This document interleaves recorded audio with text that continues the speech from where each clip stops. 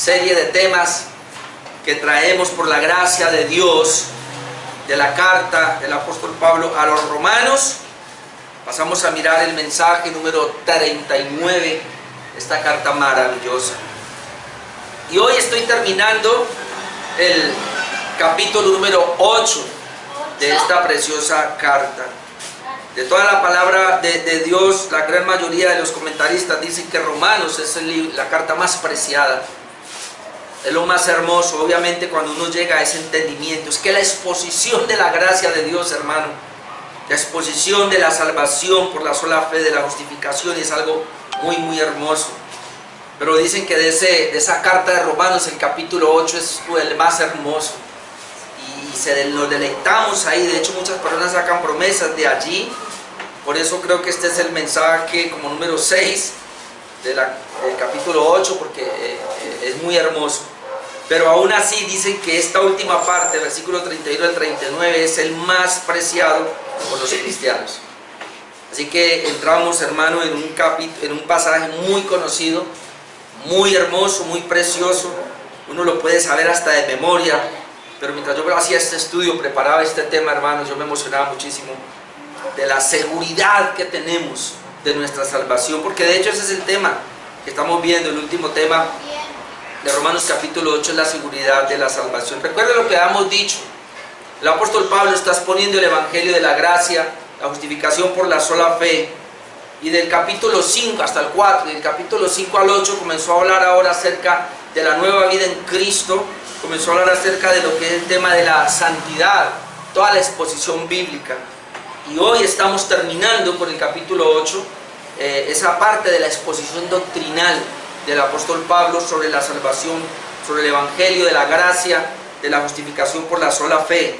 Hoy terminamos. De hecho, el capítulo 8 nos habla del andar en el Espíritu, porque luego ya tenemos 3 capítulos que vienen, 9, 10 y 11, que va a hablar acerca de otro tema, que es la salvación de los judíos.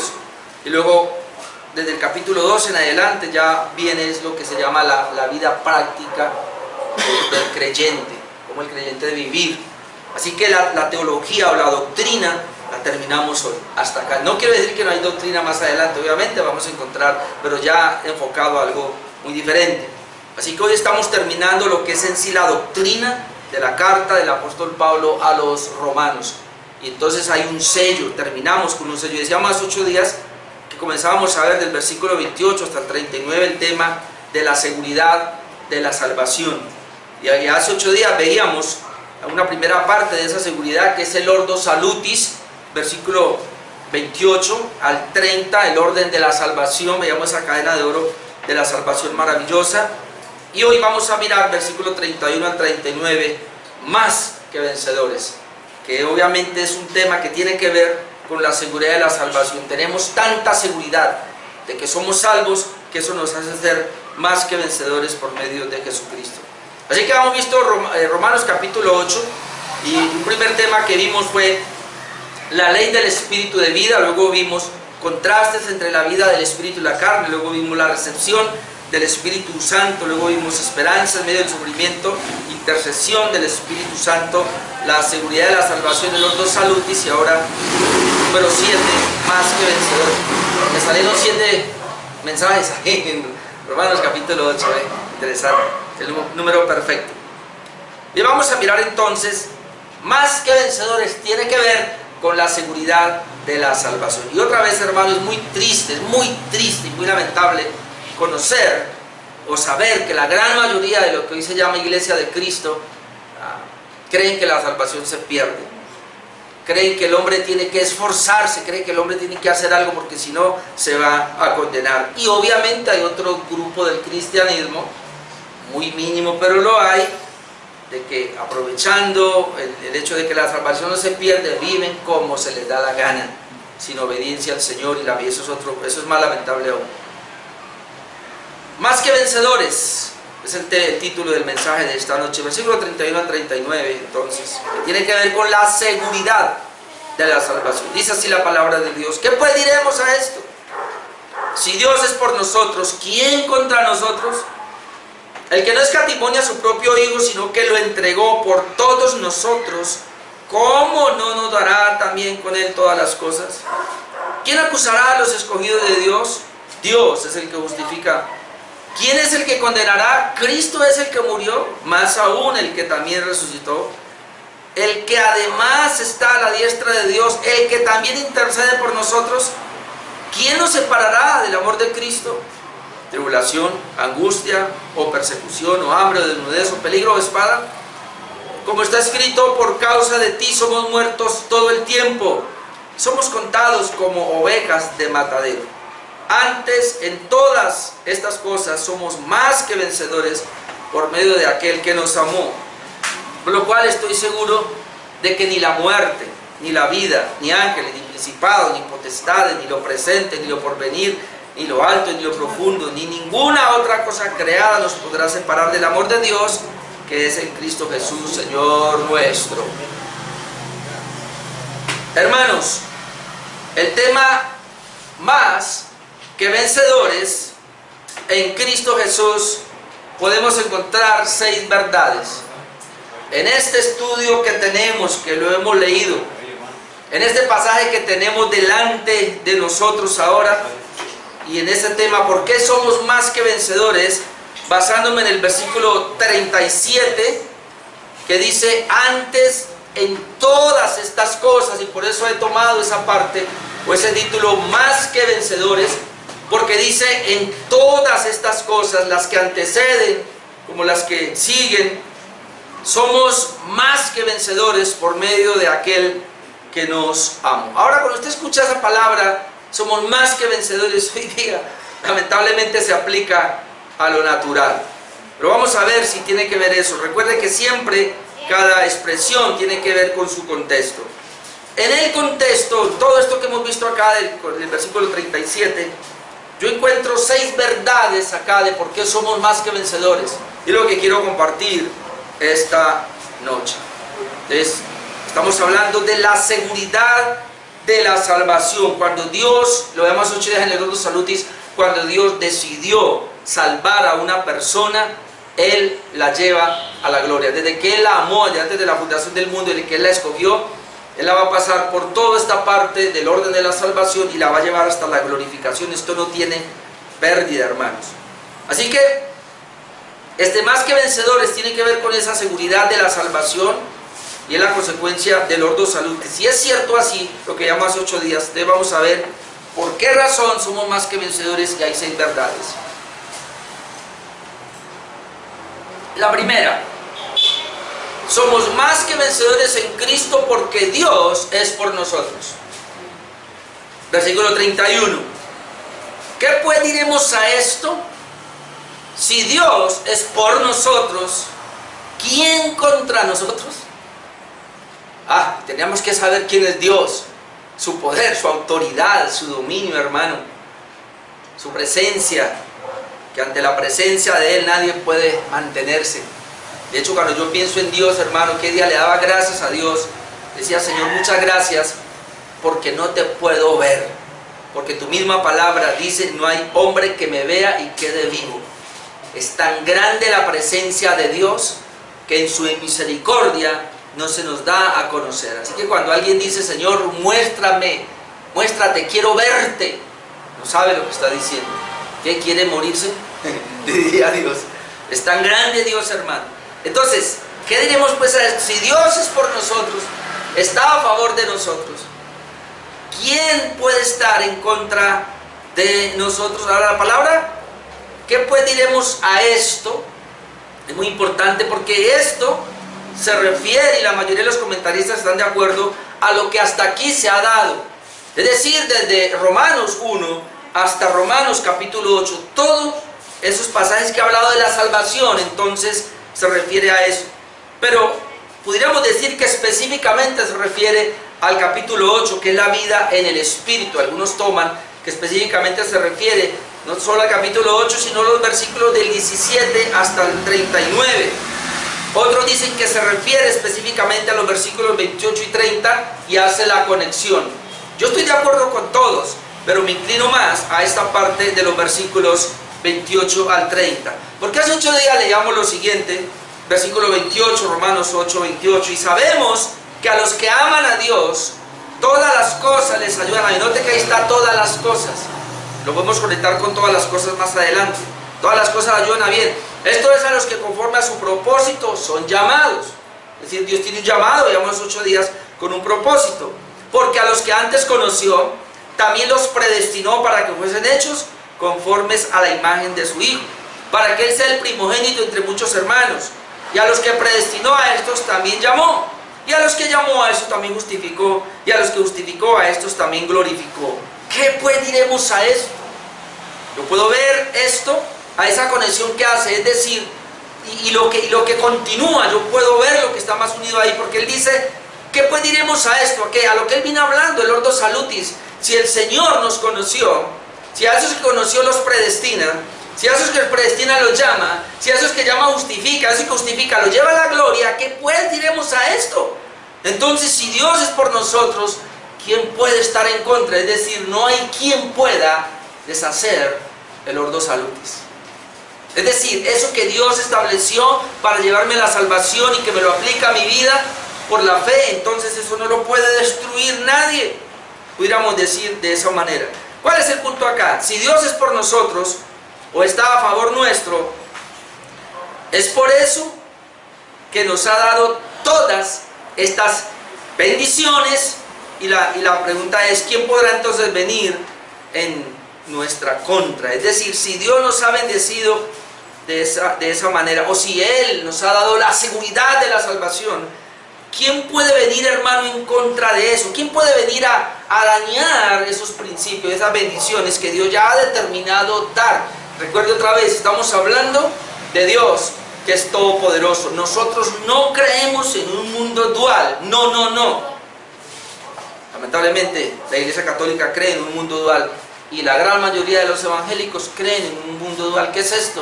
Que Dios está por un lado con su poder y Satanás está por el otro lado con su poder, y pareciera que hay una batalla entre ellos dos por las personas. Así no es, hermano. Nosotros creemos que el único poder es el de Dios. Dios tiene todo el poder, toda autoridad, y Satanás, aunque tiene cierto poder que Dios se lo ha permitido, se lo ha dado, y puede de alguna manera intervenir en los hombres, Dios está por encima de ese poder y Él solo le permite hacerle daño a las personas que Él estima conveniente para los propósitos de Dios. Entonces eso lo podemos ver en varios pasajes de la Escritura. Entonces nosotros no creemos en un mundo dual, creemos que Dios es el que tiene todo el poder. Entonces podemos decir que somos más que vencedores porque Dios está a favor nuestro. Amén. Número 2, podemos decir que somos más que vencedores en Cristo Jesús porque Dios nos dio a su Hijo. No solo que está a favor nuestro, sino que nos dio a su Hijo. Versículo 32. Dice, el que no escatimó ni a su propio Hijo, sino que lo entregó por todos nosotros, ¿cómo no nos dará también con Él todas las cosas? Somos más que vencedores porque Dios nos dio a su Hijo. En otras palabras, la entrega de su Hijo fue lo más alto y el más genuino sacrificio de Dios a favor nuestro. Aún conociendo, hermanos, Dios la sentencia de muerte de su Hijo, no escatimó o no consideró de que el Hijo iba a sufrir, no consideró el dolor de la muerte de Cristo en aquella cruz, no lo estimó, no lo tuvo en cuenta Dios, sino que aún a pesar de eso y de saberlo, lo entregó. Es un amor tan grande, hermanos, como lo vemos en el profeta Isaías. Dice que Él se anticipó a estos sufrimientos y Él lo pudo ver. Yo quiero leer Isaías 53, mi amado hermano, vaya allá, para que podamos ver estos sufrimientos del Mesías.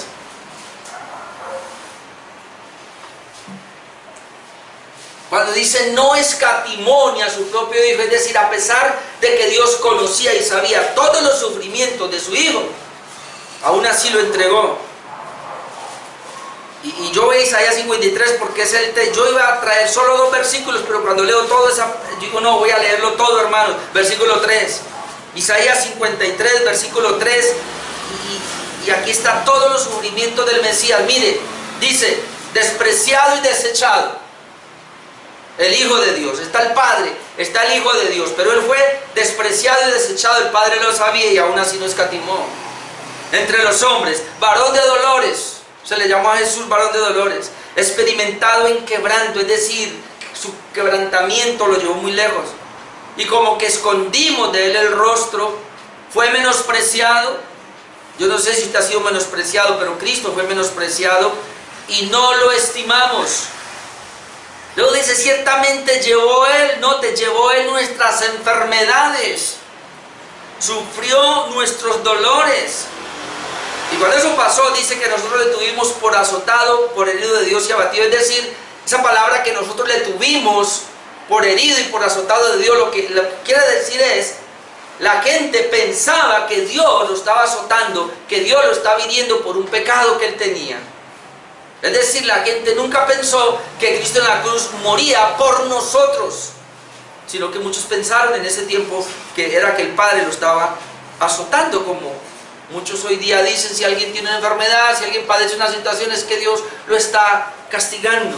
No, amado hermano, eso no es así. Aquí Jesús sufrió, hermano, siendo inocente, no teniendo culpa. Dice versículo 5, mas él herido fue, note todo el sufrimiento, herido fue por nuestras rebeliones, molido por nuestros pecados. No sé si usted puede llegar a esa comprensión de cómo fue molido, triturado su cuerpo.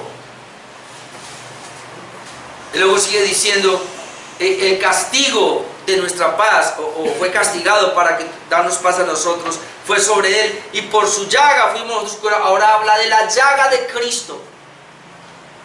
Y luego versículo 6, todos nosotros nos descarriamos como ovejas, cada cual se apartó por su camino, mas Jehová, note esto, Jehová, Dios, el Padre, el que no escatimó a su Hijo, Jehová cargó en él el pecado de todos nosotros. El mismo Dios, el Padre de Cristo, cargó sobre él el pecado de todos nosotros. ¿Para qué? Para luego castigarlo, para herirlo, para abatirlo, no por el pecado de él, sino por el pecado nuestro.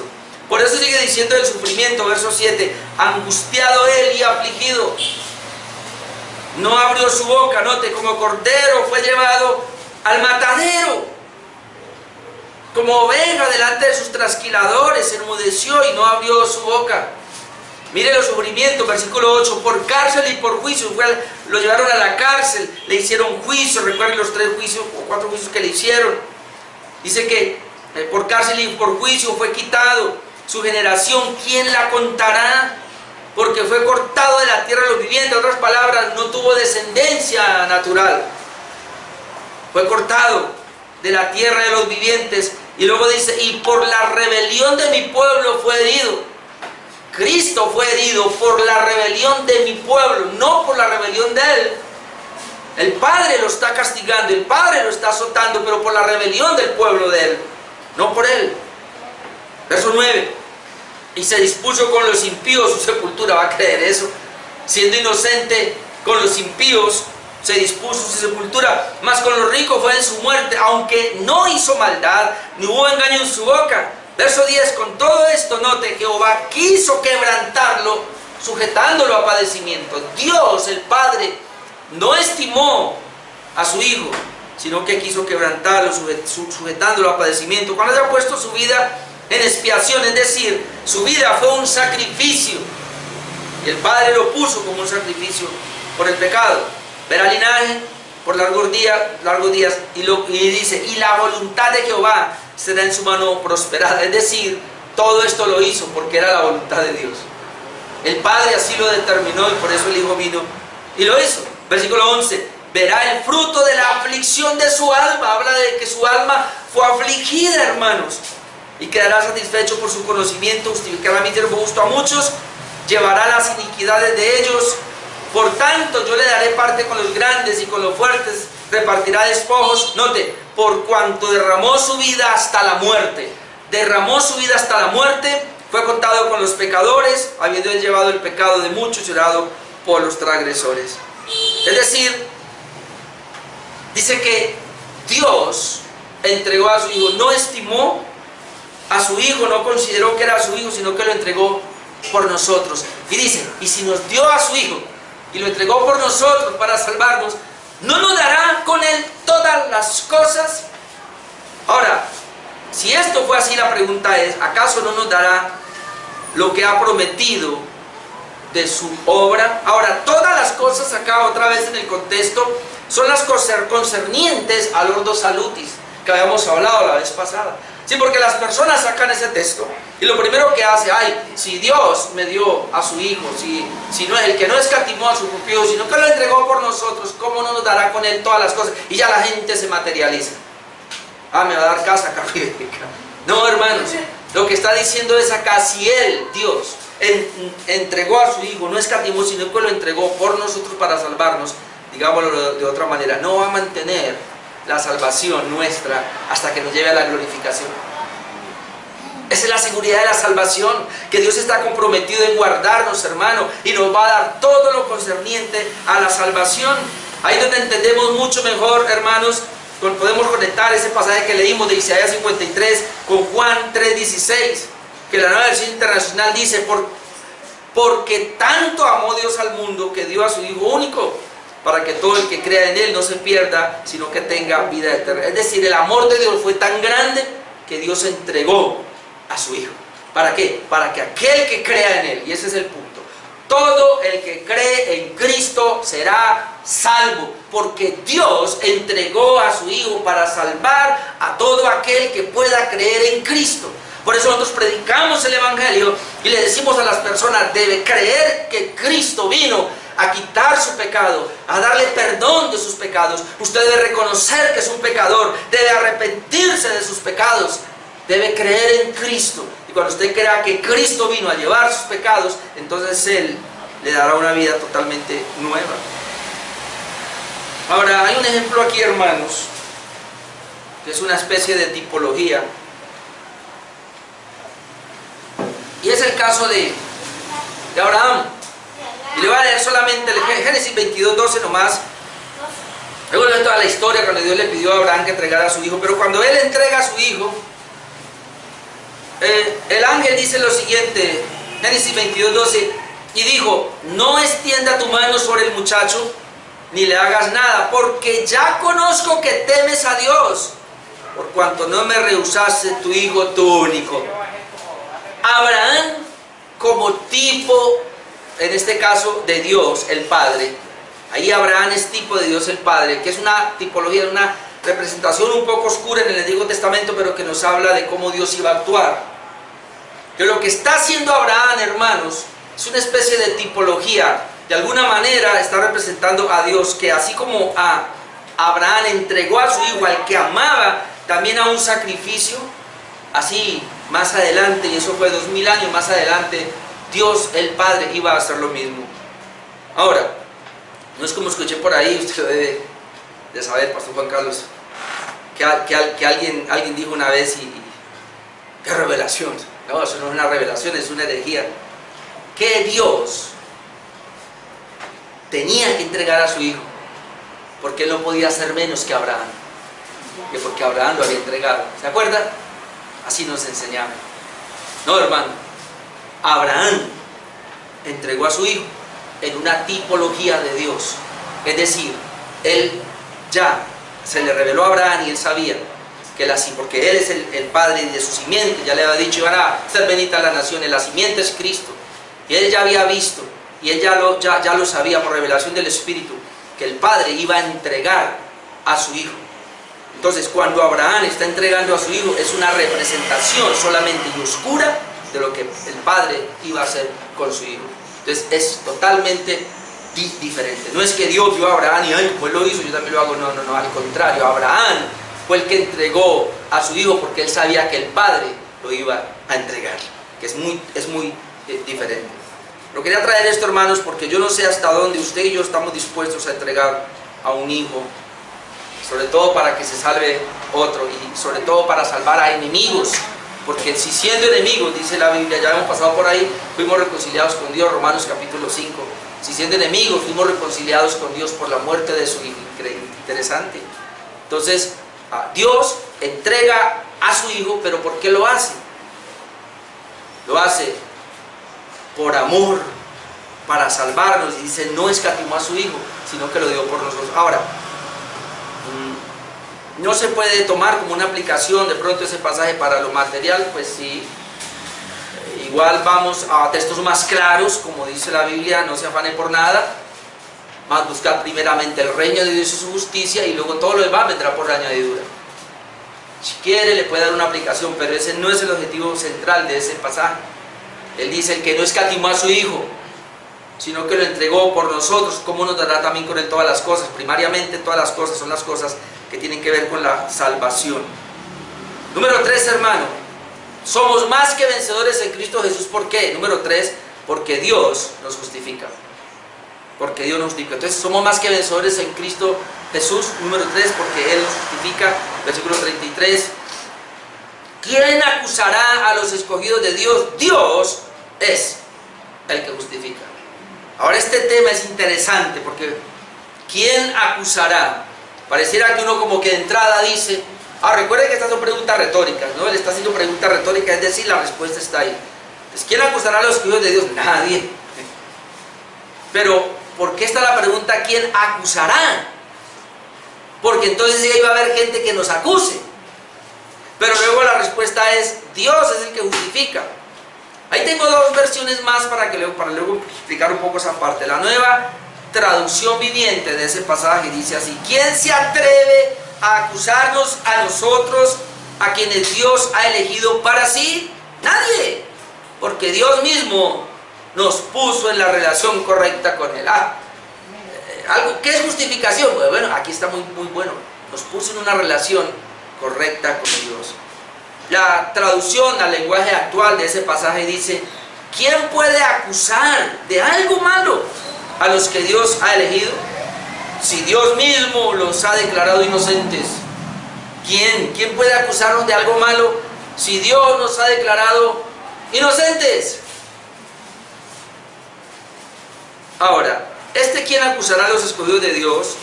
Y la gran mayoría de los comentaristas que se apoyan en esta parte dicen que probablemente se refiere al juicio del día final. No tanto se refiere ahora, cosas que dicen ahora, eso no tiene que ver, es al juicio del día final. Porque va a venir el día del juicio, donde todas las naciones vendrán delante del Señor, todos nos presentaremos delante de Él, y la Biblia dice que el Señor va a traer a los suyos y los va a poner a la derecha, se llaman los corderitos, los va a poner a la derecha, y dirá: bendito de mi Padre, entrar al reino. Va a traer a los malditos de Dios, dice, en este caso son las cabras, son los cabros, y los va a traer a su izquierda, y les va a decir: malditos al fuego eterno. Como Él va a enjuiciar, y el veredicto que va a dar es: usted va a ir al infierno por esto y esto y esto, y está el juicio, como un juez que va a condenar, obviamente tiene que tener una sentencia. Él va a dar un veredicto porque trae una sentencia. ¿Y cuál es la sentencia? Usted es declarado culpable, y los va a mandar al infierno. Entonces pareciera, no sé si sean ellos, o más probablemente es el diablo, que tal vez puede aparecer allí. ¿Y qué va a hacer? Va a acusar. Digamos que también en nuestro tiempo lo está haciendo, pero se cree que específicamente fue ese día del juicio, y se va a parar y nos va a acusar. Yo voy a coger a Orlando, por decir algo ahora, Pastor Orlando lo va a coger y le va a decir: ¿cómo usted, Dios, se atreve a justificarlo a Él y mandarlo si Él hizo esto y esto y esto? Más o menos esa es la idea. ¿Será que lo puede hacer? ¿Y qué va a pasar? Y yo pensaba, bueno, si lo llegara a hacer, razones tiene.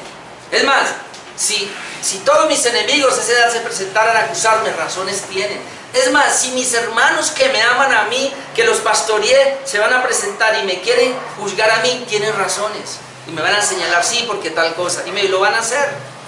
Pero el punto es que dice: ¿quién acusará a los escogidos de Dios? Pero viene entonces el punto: Dios es el que justifica. Y eso es lo que quiero que miremos ahora. Dos pasajes antes de que miremos un caso que es muy parecido. En Romanos 8.1 está la respuesta: ¿quién acusará a los escogidos de Dios? Nadie. Romanos 8.1 lo hemos visto ahora, pues ninguna condenación hay para los que están en Cristo Jesús. No hay ninguna condenación, hermano, y ya no la hay. O como dice Primera de Juan 2, 1 al 2. Primera de Juan 2, 1 dice: hijitos míos, estas cosas os escribo para que no pequéis. ¿Cuál es la idea? Que no pequemos. Pero, si alguno hubiere pecado, que es normal, abogado tenemos para con el Padre, a Jesucristo el justo. Note: y Él es la propiciación por mis pecados. Lo traigo a colación con esa traducción al lenguaje actual porque está diciendo que justificación nos pone en armonía con Dios. ¿Y qué dice aquí el abogado? Él es nuestro abogado y él es la propiciación. La palabra propiciación es que nos hace aceptos delante de Dios. Jesucristo, como el abogado de nosotros, cuando pecamos, Él intercede por nosotros, pero Él es nuestro abogado. Y él va a mantener esa abogacía donde Él va a defender la causa y Él va a decir, bueno, sí, pecó, obviamente, el diablo viene y me va a acusar, los enemigos me acusarán, aún los hermanos me acusarán, pero Jesús dice, un momentico, yo di mi vida por Él. Y el Señor dice, claro, está justificado. ¿Quién acusará a los escogidos de Dios? Dios es el que justifica, es decir, Él es el que ha justificado. Y entonces hay un caso acá, que es el caso del sacerdote Josué, que usted lo conoce, en Zacarías 3:1, si quiere vaya un momentico para que lo leamos.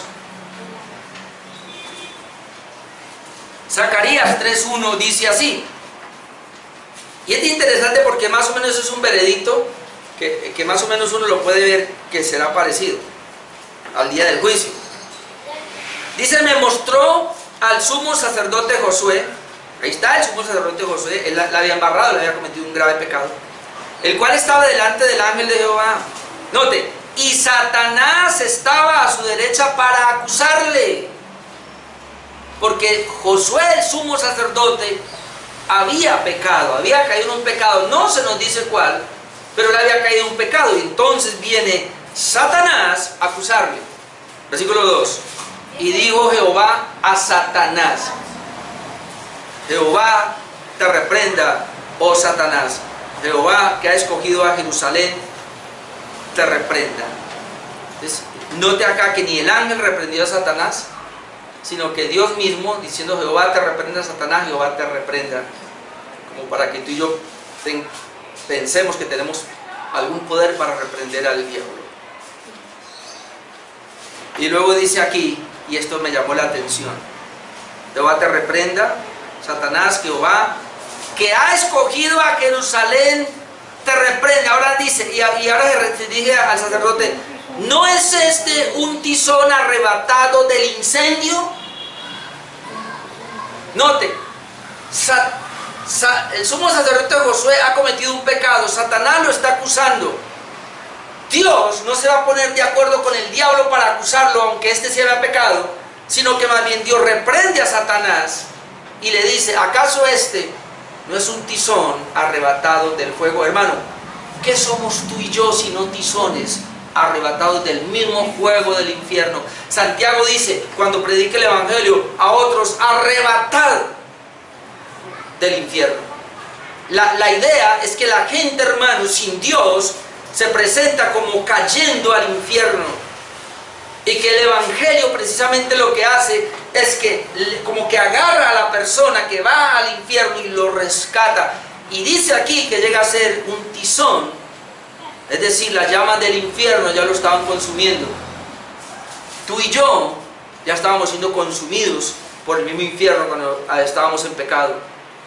¿Y qué es lo que somos delante de Dios? Tizones arrebatados. Y un tizón, hermano, ¿para qué sirve? Podrá echar candela, lo único que puede echar es humo. Es decir, aún no sirve para nada, a menos que Dios le dé vida a ese tizón.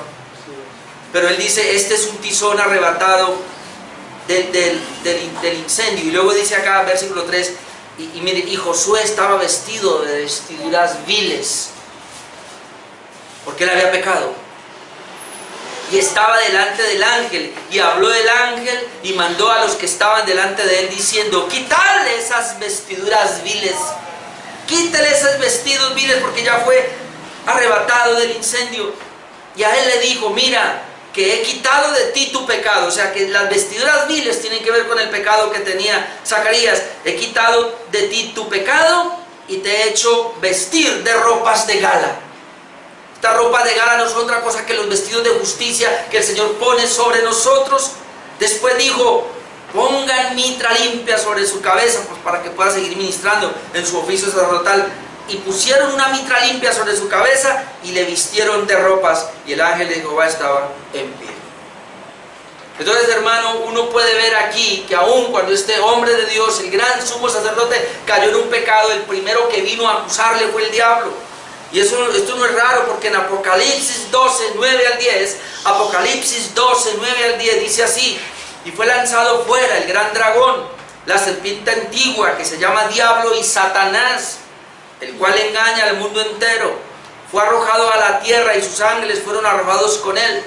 Entonces oí una gran voz en el cielo que decía: ahora ha venido la salvación, el poder y el reino de nuestro Dios y la autoridad de su Cristo. Note acá: porque ha sido lanzado fuera el acusador de nuestros hermanos. Ahora note, el que los acusaba delante de nuestro Dios día y noche. Así que Satanás tiene un trabajito. El trabajo del diablo todos los días y todas las noches es que cada vez que tú pecas, delante de Dios lo acusas. ¿Cómo dice el pasaje? ¿Quién nos acusará? El diablo y los hijos del diablo. Hay muchos cristianos que pasan por ser hijos del diablo, porque cuando alguien cae en un pecado, lo juzgan de una vez. Ojo, quien hace eso es Satanás, y lo hará toda la vida. No estoy diciendo que hay que dejar que un pecado coja raíz en la iglesia y que no hay que disciplinar, hay que hacerlo con amor, con espíritu de restauración, dice la Biblia, considerándote a ti mismo, no sea que tú también seas tentado. Pero el quien acusa para condenar y de una vez para caerle con todo, como yo antes lo hacía, es el mismo diablo. Dice que acusa, el acusador de nuestros hermanos, el que los acusa delante de Dios de día y de noche. Yo creo que a eso se refiere, y por eso Pablo dice: ¿quién acusará? ¿Quién? A los escogidos de Dios. ¿Y cuál es la respuesta?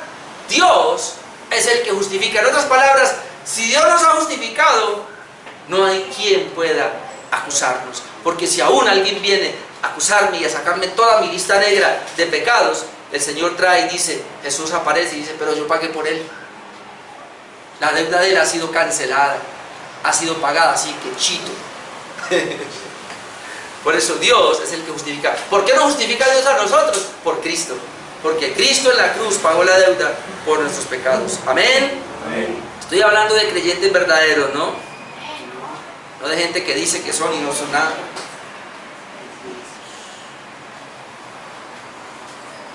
Número 4, somos más que vencedores en Cristo, porque la obra de Cristo es a nuestro favor.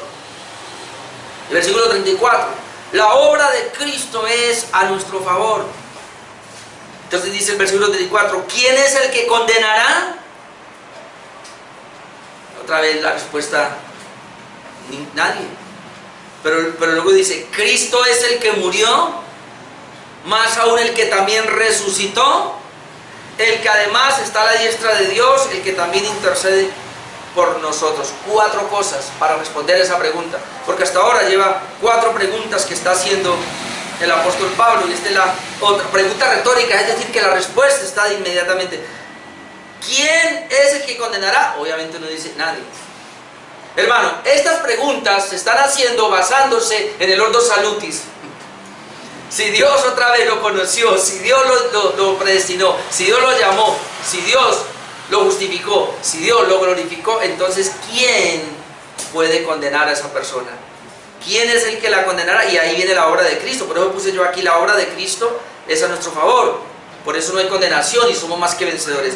¿Por qué abro la obra de Cristo? Porque la respuesta es, Cristo es el que murió. ¿Por quién murió? Por nosotros. Más aún el que también resucitó.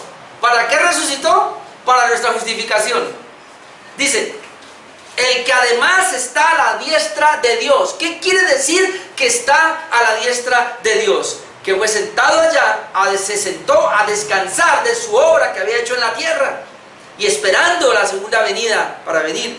Y en cuarto lugar, es que también intercede por nosotros. ¿Por quién intercede Cristo? Por los hijos. ¿Por quién intercede? Juan 17, por los que el Padre me dio. Yo no intercedo por el mundo, yo intercedo por los que el Padre me dio. Así que Cristo es nuestro intercesor y está intercediendo por nosotros. ¿Para qué? Para que podamos perseverar en la salvación que nos entregó. Como todavía no hemos sido glorificados, veíamos hace 8 días y veíamos el domingo, y estamos en ese proceso de santificación, en esa etapa de santificación hasta la glorificación, que se llama la perseverancia de los santos en la doctrina de la gracia. Ahí el Señor nos preserva. ¿Cómo nos preserva? Intercediendo por nosotros. Hermano, no solamente el Espíritu Santo, lo veíamos la vez pasada, que intercede por nosotros cuando oramos, porque no sabemos orar como conviene. Necesitamos entonces la intercesión del Espíritu Santo, sino que, hermanos, nosotros no somos capaces de sostenernos en esta vida cristiana. No pudiéramos sostenernos si Cristo no estuviera intercediendo por nosotros. Es la intercesión de Cristo primariamente. Ahora, obviamente que se le pide a los miembros de la iglesia que oren por el pastor, que el pastor ore por las ovejas, porque de alguna manera esa oración Dios la usa como un medio de gracia para perseverar. Pero, hermano, la intercesión de Jesús es tan poderosa que es imposible que nos perdamos. ¿Por qué no nos podemos perder? Porque es que el Señor no entregó la salvación en nuestras manos. Si Él nos hubiera salvado y nos hubiera dicho sostenga la salvación, la hubiéramos perdido. Pero el Señor dijo, usted es un pobretón, un débil, pecador que no puede sostener lo que yo le doy. Entonces lo voy a habilitar, le voy a dar al Espíritu Santo, pero aún así me toca interceder por usted y guardarlo y preservarlo, y me toca motivarlo para que vaya a la iglesia, y me toca edificarlo con la palabra, y me toca sostenerlo, y me toca hacerle que crezca, y animarlo a que ore, a que ayude, porque si no hace estas cosas, usted se debilitará. Así que, hermanos, el armamento, digámoslo así, que tenemos es muy grande para perseverar en esta salvación, como para que alguien diga que me voy a perder. Y todo eso no es nuestro, es una capacidad de Dios. Por eso yo llamo aquí la obra de Cristo, tanto activa como pasiva. Ya saben qué es eso. Activa es la obediencia de Cristo a favor nuestro, y pasiva la muerte de Cristo en la cruz del Calvario por nosotros. Toda esta obra de Cristo fue importante para salvarnos. Por eso dice aquí,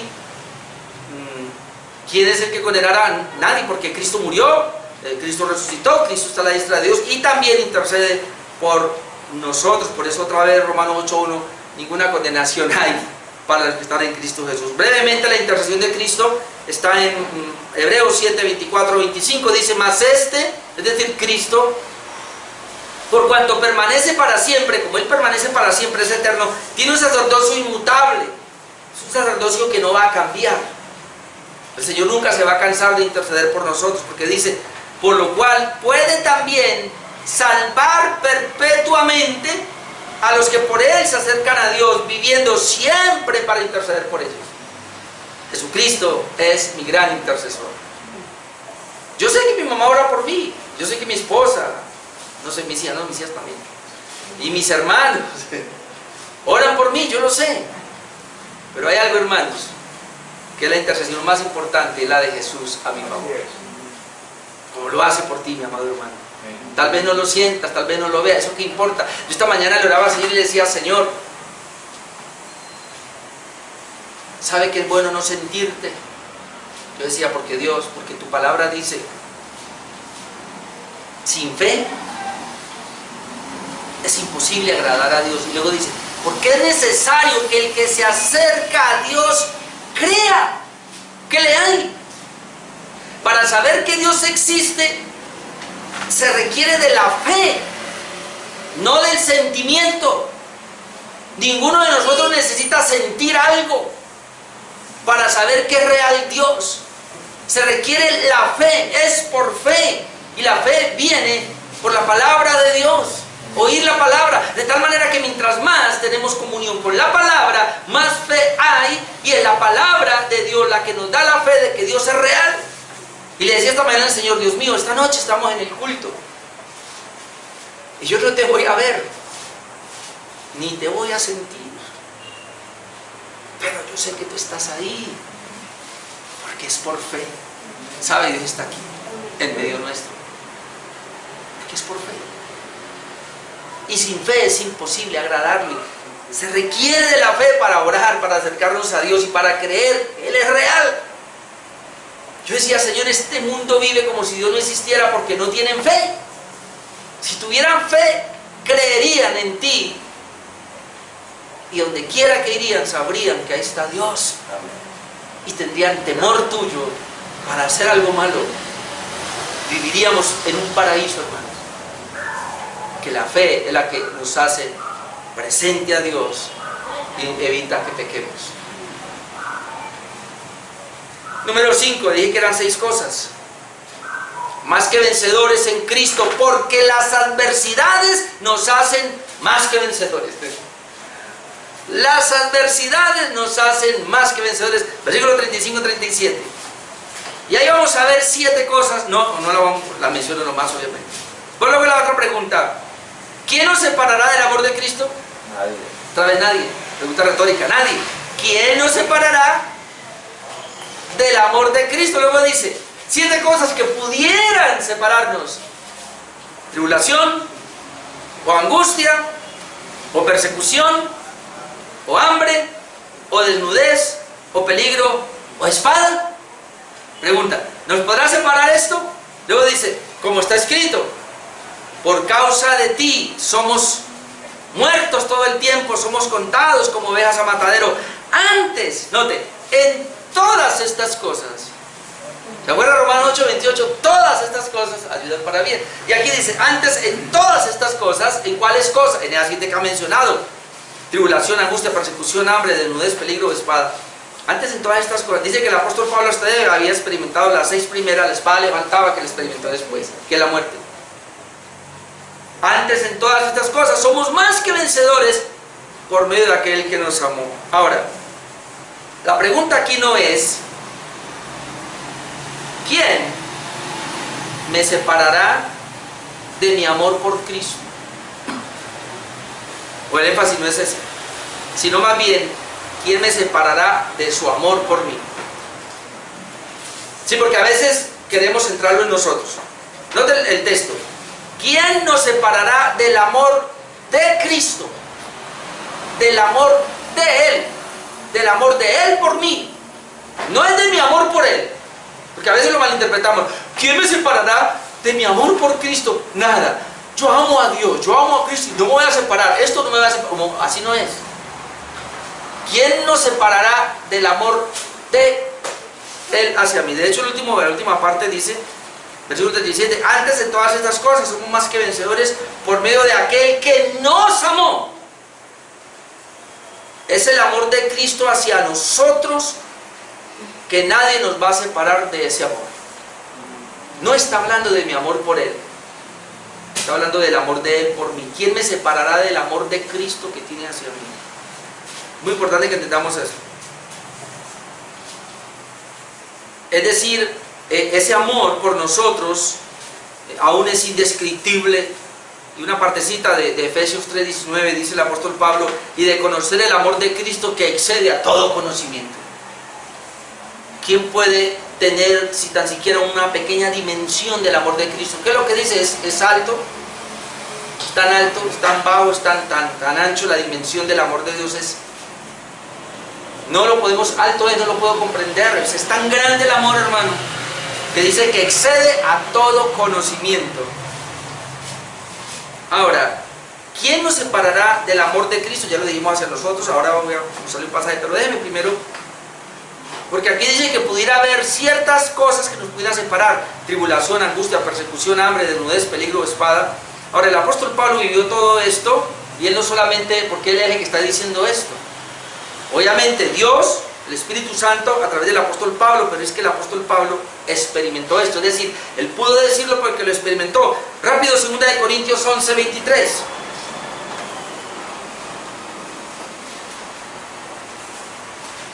Segunda de Corintios 11:23, vamos a mirar al apóstol Pablo lo que él experimentó.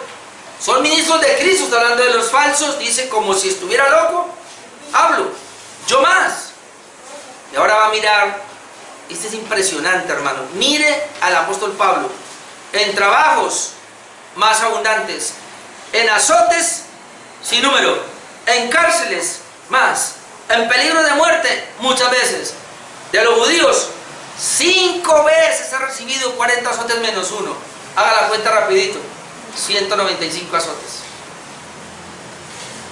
5 veces, 5 por 4, 20. como las otras eran 39, porque lo máximo que podían darle era 39. Si le daban 40, hermano, lo podían matar, o si le daban 40 ya se pasaba. Pero llegaban al límite, es decir, la máxima pena, ¿no? La máxima condena se la daban. Aquí en Colombia son 60 años, ¿no? A un violador, me parece, o abuso de infantes. Es la máxima, no pueden más. Entonces los judíos, máximo 39 azotes, le dieron 39 cada vez que pudieron, 5 veces. ¿Qué más dice? 3 veces he sido azotado con varas, además de esto. Una vez apedreado, y él luego habla, casi le dejan muerto. 3 veces he padecido naufragio. Una noche y un día he estado como náufrago en alta mar. En camino muchas veces, en peligro de ríos, peligro de ladrones, peligro de mi nación, peligro de los gentiles, peligro en la ciudad, peligro en el desierto, peligro en el mar. Pero mire esto, peligro entre falsos hermanos. Es el más peligroso. En trabajo y fatiga, en muchos desvelos, yo no sé si usted ha pasado por aquí, en hambre y sed, en muchos ayunos, en frío y en desnudez. Es decir, muchas veces no tuvo cómo cubrirse. Además de otras cosas, lo que sobre mí se agolpa cada día, la preocupación por todas las iglesias. Luego dice, ¿quién enferma y yo no enfermo? ¿A quién se le hace tropezar y yo no me indigno? Si es necesario gloriarme, me gloriaré lo que es de mi debilidad.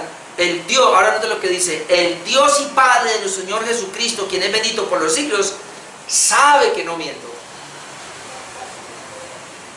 ¿Quién nos separará del amor de Cristo? Y entonces menciona tribulación, yo ya sé.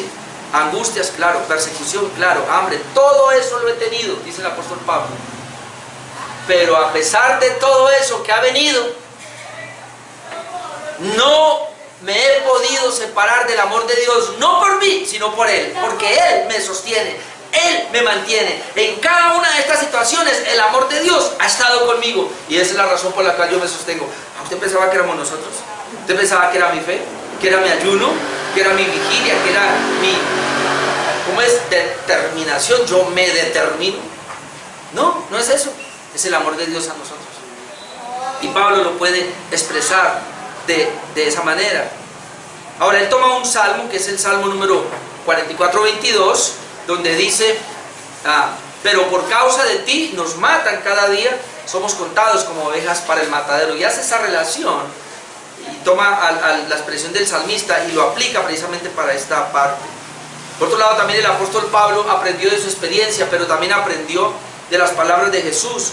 Mateo 5:10-12 dice, bienaventurados los que padecen persecución por causa de la justicia, porque de ellos es el reino de los cielos. Bienaventurados sois cuando por mi causa os vituperan y os persiguen, dicen toda clase de mal contra vosotros mintiendo. Gozaos y alegraos. ¿Cómo puedo gozar?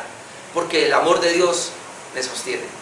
Gozaos y alegraos porque vuestro galardón es grande en los cielos. Note, porque así persiguieron a los profetas que fueron antes de vosotros. Es decir, todo aquel que se meta con Dios y con la causa de Dios va a ser perseguido, va a padecer. Cualquiera de estas va a padecer. ¿Pero qué lo sostiene? El amor de Cristo. El amor de Cristo. Y número 6 para terminar. Más que vencedores en Cristo, porque nada ni nadie nos podrá separar del amor de Dios. Nada ni nadie nos podrá separar del amor de Dios. Versículos 38 y 39. Voy aquí 5 minutos. Por lo cual estoy seguro, mire esa convicción que tenía, una convicción interna, hermanos. Estoy seguro, segurísimo sería, de que, y aquí ya menciona 9 posibilidades o 9 cosas, tanto en el cielo como en la tierra, que pudieran sacarlo del amor de Cristo. Por lo cual estoy seguro de que ni la muerte, ni la vida, ni ángeles, ni principados, ni potestades. Note, ni lo presente que tiene ahora como presente, que lo pudiera sacar del amor de Dios, ni lo porvenir. Hay mucha gente que se aparta del amor de Dios por lo que está bien en el presente, por lo que viene en el pasado, por lo que está bien en el presente y porque teme hacia el futuro. No, nada de eso. Y luego dice, ni lo alto, ni lo profundo, y como si fuera poco, ni ninguna otra cosa creada nos podrá separar del amor de Dios que es en Cristo Jesús, Señor nuestro. ni ninguna otra cosa creada. Entonces uno piensa, solamente sabemos que hay el creador y la criatura, y dice, nada de la criatura, nada de la creación acá, y ahí están los ángeles, obviamente, fuera del creador me podrán separar del amor. Yo pudiera decir, el único que pudiera separarlo es Dios, el único, pero Él determinó no separarlo, sino atraerlo a Él. Hermano, la seguridad de la salvación es tan grande que no hay en la creación de Dios absolutamente nada, nadie que nos pueda separar del amor que Dios nos dio a nosotros. Si Dios determinó amarme, eso no lo cambia nadie ni nada. Así que esa es la seguridad que tenemos, hermano, en Cristo Jesús. Y aunque estas cosas de la vida, aún que trascienden como ángeles y principados y potestades, como dice acá, que no tengo tiempo ahora para mencionar todo eso, después se hablará de eso. Todas estas cosas, 9 cosas alrededor de la vida nuestra, hermanos, que pudieran separarnos del amor de Cristo, dice no. En otras palabras, usted no puede perder la salvación. ¿Cómo se atreve alguien a decir que se puede perder la salvación? Es imposible. Si Dios determinó amar a alguien y lo trajo a Él hacia salvarlo, no hay nada, que ni siquiera uno mismo. Yo recuerdo una vez a alguien que dijo, no, sí, usted va en el arca, y sí, usted va agarrado del Señor y todo, pero ¿qué? Y la arca de salvación, y usted va muy bien en el arca, y el Señor lo lleva ahí. Pero si usted se quiere tirar, Dios tampoco lo va a obligar. No, hermano, si usted y yo vamos en el arca, déjeme decirle que no queremos tirarnos. Es más, ni podemos. Somos cosa creada. ¿Por qué no podemos? Porque Juan 10, 27 al 30. Nada más somos cosa creada. Ajá. Juan 10, 27 al 30. Mis ovejas, ahí soy yo, somos nosotros. Oyen mi voz, yo las conozco y me siguen, y yo les doy vida eterna, no es temporal, vida eterna, y no perecerán jamás. Yo no sé cómo la gente no ve aquí que Cristo mismo dice, no perecerán jamás, y luego dice, ni nadie las arrebatará de mi mano. Mi Padre que me las dio es mayor que todos, y nadie las puede arrebatar, nadie las puede arrebatar de la mano de mi Padre. Yo y el Padre uno somos. El Hijo y el Padre son uno, la misma esencia. Así que uno pudiera pensar, el Padre me tiene por un lado, el Hijo me tiene por el otro lado. Él dice que me da vida eterna, es la promesa, Él vino a morir para darme vida eterna. Así que si Él me dio eso, yo estoy seguro de que soy salvo, de que soy su Hijo. El que me conoció, ese mismo me predestinó, ese mismo me llamó, ese mismo me justificó, ese mismo me lleva a la gloria, me glorificará. Entonces, ¿por qué debo tener temor cuando estoy pasando por la desnudez, por el hambre, por la enfermedad, por la dificultad, por la escasez, por los problemas, por la muerte que ya se vino, por la misma vida? Cuando habla de la vida, es este mundo perverso. ¿Por qué voy a entrar en ese temor si el Señor determinó amarme?